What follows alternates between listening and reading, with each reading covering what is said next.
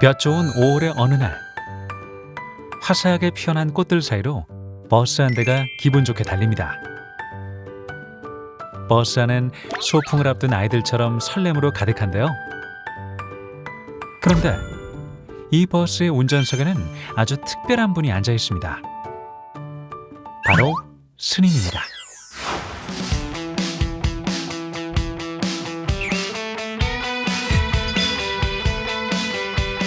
오늘 꽃보다 출가 시즌2의 주인공, 대형 버스를 자유자재로 모는 실력파 드라이버, 도원사 원각 스님입니다.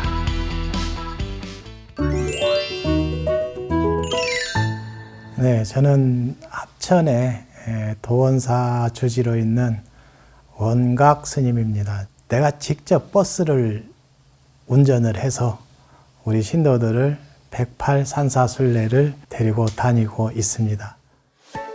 이 버스가 바로 도원사의 든든한 발이자 스님에게 도반과 같은 존재라는데요. 오늘 산사순례 가려고 우리 버스 있는 데로 가고 있어요. 이제 좀 정리 좀 하고 자리 맞춰서 내가 운전하려고, 차가 괜찮은지 점검 좀 하고 그리고 나서 이제 가려고요. 출발 전 가장 먼저 하는 일은 버스 단장입니다. 손에 염주 대신 걸레를 들고 신도들이 머물 자리를 정성껏 닦는데요. 구석구석 살피는 스님의 손길에서 신도들을 향한 따뜻한 진심이 느껴집니다.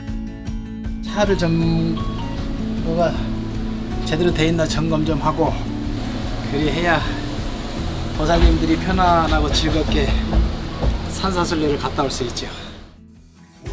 스님의 정성으로 말끔해진 버스. 그 앞에서 신도들을 맞이하는데요. 한 분 한 분 직접 모시고 싶은 스님의 자애로운 마음이 전해집니다. 이상하다 싶어가지고. 그렇게 날씬해졌어요? 아니, 살 없어요, 하나도. 아, 이거 큰일 났다. 살 없어갖고 힘 없으면 어쩌지? 스님의 하심이 담긴 배려 덕분에 신도들도 편안하게 버스에 올라타는데요. 커다란 대형 버스이기에 짐도 넉넉하게 실을 수 있답니다. 마지막 신도까지 안전하게 탄 것을 확인한 후에야 자신의 자리를 찾아가는 스님. 역시 운전석입니다. 자, 지금 출발하겠습니다. 안전벨트 매세요. 그런데 스님은 이 대형 면허를 언제 따신 걸까요? 기억이 잘 안 나는데 4년 전에 땄나 5년 전에 땄나 4년 전에 땄나 아마 그랬을 거예요. 한 번에 다 붙었어요.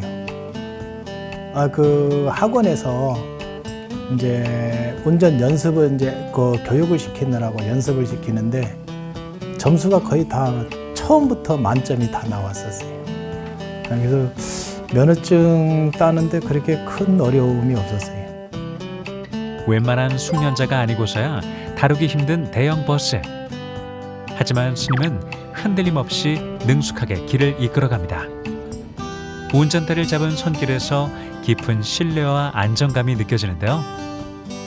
우리 스님이 운전을 하셨을 때는 한 배를 탄 선장 같은 기분 있잖아요.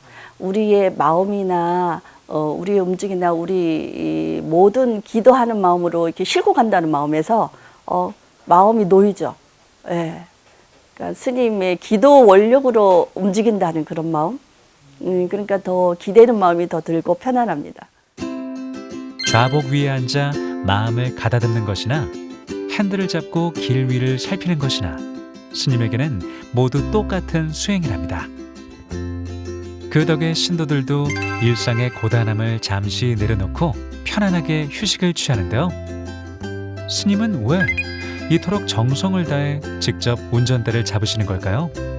우리가 우리 절에서도 열심히 이런저런 기도를 많이 하겠지만은 우리 절에서만 기도하면은 나나 신도들이나 보는 시야가 좁을 수밖에 없어요. 그래서 서로 우리 신도들끼리 잘한다 아상을 가질 수가 있거든요. 근데 이 버스를 타고 다른 사찰에 가서 거기서 우리가 배울 점도 많이 있어요. 거기 신도들 수행하는 모습이나 각 사찰에 큰 사찰이든 작은 사찰이든 가가지고 스님분들의 수행하는 모습이나 기도하는 모습이나 그런 모습들을 보고 우리가 세상을 넓게 볼 수 있는 그런 계기가 될 수 있죠. 익숙함에 안주하기보다 더 넓은 세상에서 참된 배움을 얻길 바라는 마음. 직접 운전대를 잡은 이 달리는 법당에는 스님의 깊은 신념이 담겨 있습니다. 어느새 오늘 순례 장소인 충남 예산의 수덕사에 도착했는데요. 백제시대에 창건되어 1000년이 넘는 역사를 간직한 수덕사. 천년고찰 수덕사에 들어서면 세월의 깊이가 빚어낸 단아한 옛 자취들이 곳곳에서 발길을 머물게 합니다. 예산이 자랑하는 절경답게 곳곳마다 아름다움도 묻어나는데요. 이곳에 도착해서도 스님의 배려는 멈추지 않습니다. 가장 먼저 버스에서 내려 신도들이 안전하게 내릴 수 있도록 살뜰히 살피는데요. 덕분에 신도들은 한결 가벼운 마음으로 수덕사를 향해 길을 나섭니다. 그런데 수덕사 대웅전까지 가는 길이 꽤 멀어 보이는데요. 앞장서 길을 이끌면서도 스님의 신경은 늘 뒤를 향합니다. 정말 힘내요. 들어가니까. 혹여 발걸음이 무거울까 뒤처진 신도들을 살피는 건데요. 가쁜 숨을 몰아주던 신도들도 그 격려에 힘을 얻어 묵묵히 걸음을 이어갑니다. 그렇게 이어진 산길은 어느새 자신을 돌아보는 소중한 수행의 시간이 됩니다.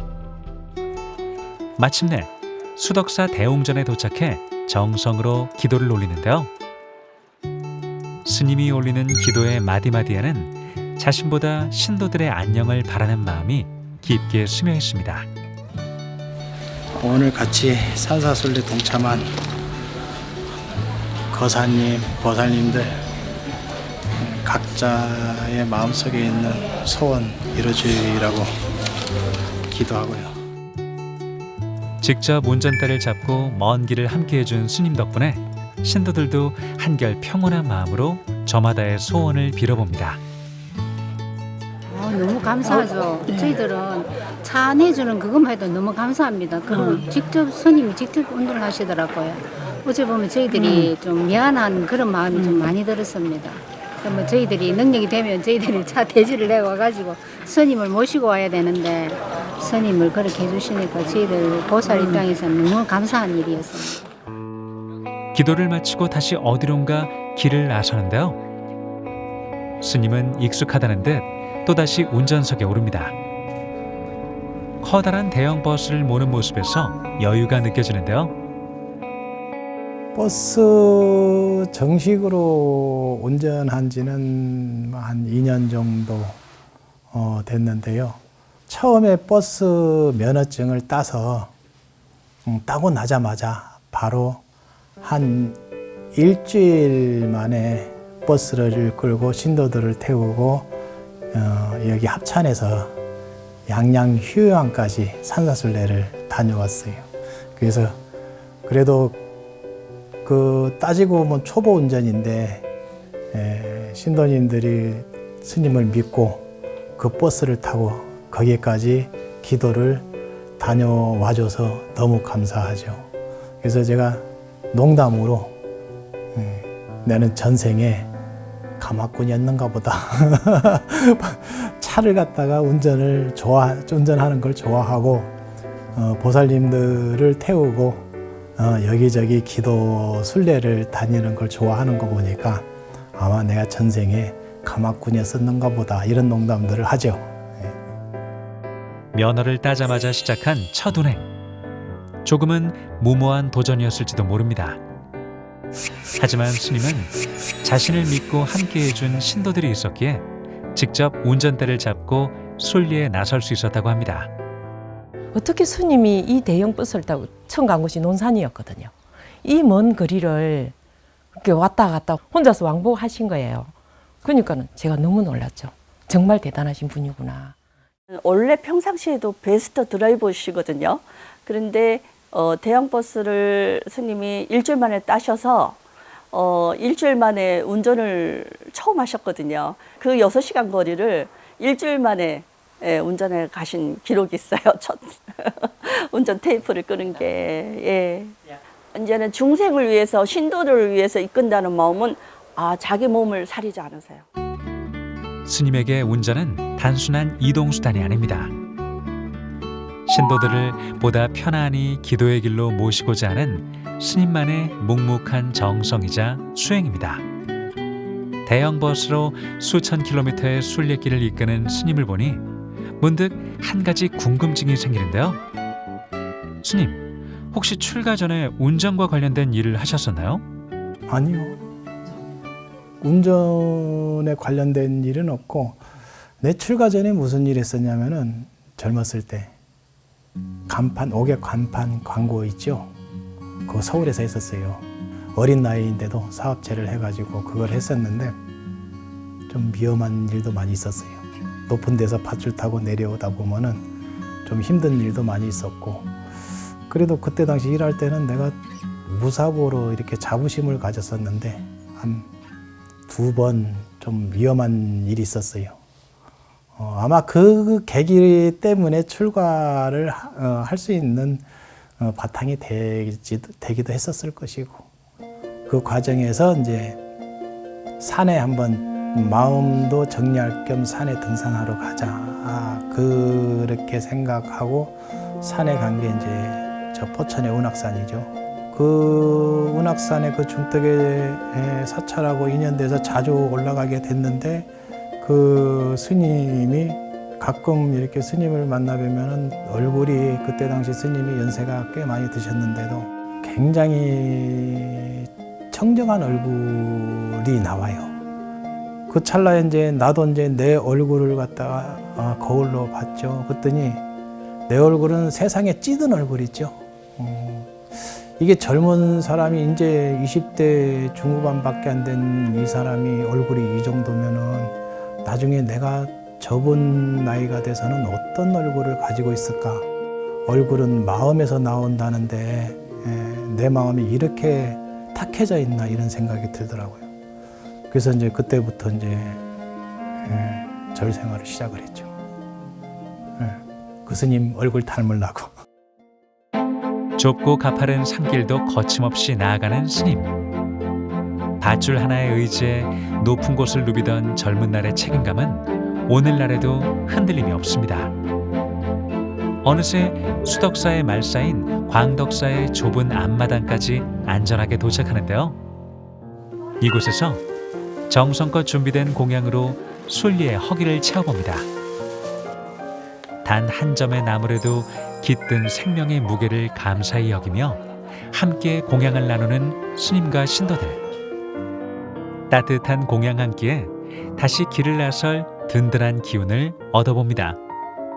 이제 두 번째 목적지 여기 광덕사에 와서 공양하고, 대웅전에서 신도들하고 같이 왔으니까 다 이제 기도 한 시간 정도 같이 독경기도 하고, 그 다음에 독경기도 끝나고 나면은 싱잉볼로 해가지고 명상기도를 조금 하려고 그리고 준비해서 가고 있어요. 스님이 직접 운전대를 잡은 덕분에 정해진 시간에 쫓기지 않고 모두가 편안한 마음으로 순례 여정에 집중하는데요.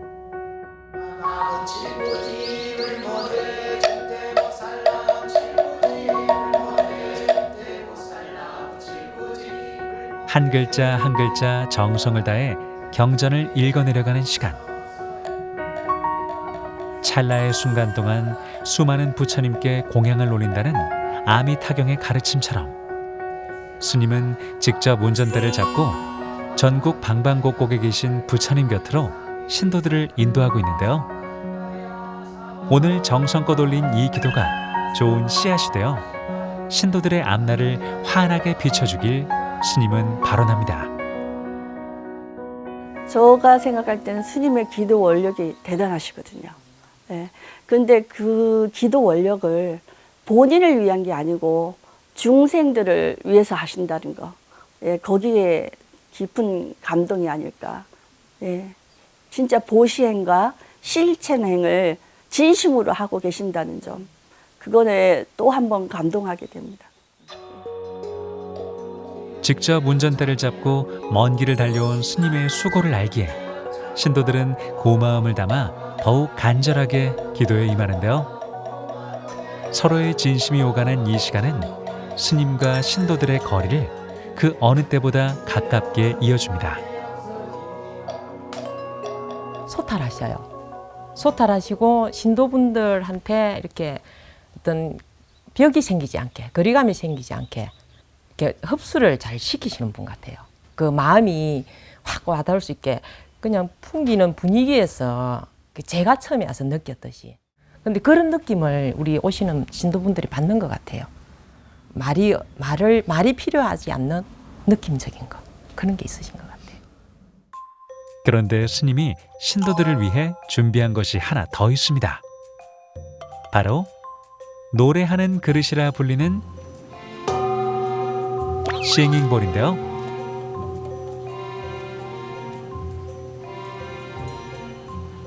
묵직한 채로 그릇을 두드리자 맑고 깊은 소리가 물결처럼 잔잔하게 번져나갑니다. 스님의 손끝을 타고 흐르는 이 울림은 신도들의 번뇌를 조용히 씻어내려줍니다. 이 싱잉볼로 인해 가지고 그 몸에 진동 파동을 주면은 그 만트라 기운이 다시 소생이 돼요. 그래서 그 소생을 인해 가지고 기운이 등줄기로 쭉 해서 머리까지 왔다가 또 앞으로 돌아서 내려와요. 이렇게 순환이 되고 또 이제 이 왼쪽에서 팔을 해가지고 오른쪽으로 이렇게 순환이 돼요. 이 순환이 잘 돼야 몸의 건강을 유지할 수 있고 찾을 수 있고 그렇거든요. 그래서 그거를 도움을 주는 게 지금 현재 이 싱잉볼이 전 세계에서 최고라는 거예요. 다른 어떠한 것보다 명상을 했을 때. 사실 스님은 창원에 직접 센터를 운영하며 싱잉볼 명상을 전파하고 있는 불교계에서는 이미 정평난 이 분야의 대가인데요.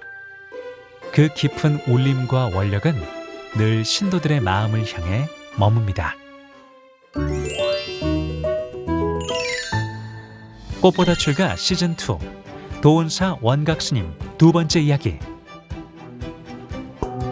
몸과 마음에 쌓인 피로를 어루만져주는 스님의 신비로운 싱잉볼 치유 현장과 생명의 소중함을 널리 전하기 위해 스님들과 함께 직접 피켓을 들고 거리로 나선 특별한 사연은 물론 바다 건너 멀리 떨어져 있는 소중한 인연, 몽골 스님들과의 따뜻하고 특별한 이야기까지 원각 스님의 여정은 계속됩니다.